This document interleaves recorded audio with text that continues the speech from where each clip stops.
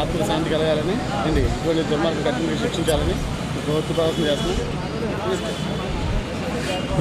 నా పేరు సుధీర్ అండి. మాది నర్సాపురం వెస్ట్ గోదావరి. మేము ఇప్పుడు క్యాండిల్ మార్చ్ చేస్తున్నాం. నిన్న అమెరికాలో సాన్వి అని ఒక 10 months బేబీని కిరాతకంగా చంపేశారు.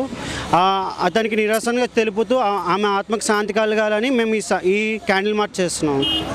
ఇలాంటివి మళ్ళీ జరగకుండా మనం చూసుకోవాలి, అంత మన చేతిలోనే ఉంది. మన మానవత్వం అనేది మనం బయటికి రావాలి, మనం అంతా కలిసి రావాలి ముందుకి. పశ్చిమ గోదావరి జిల్లా నుంచి మాట్లాడుతున్నాను అండి. మనందరికీ తెలిసిందే, నిన్న మన న్యూస్ ఛానల్లో చూసాం. 10 నెలల పాప సాన్విని తన కిరాతంగా చంపాడు.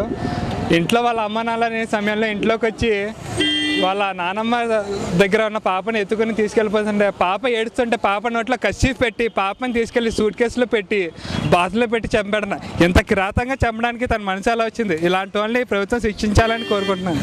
ధన్యవాదాలు.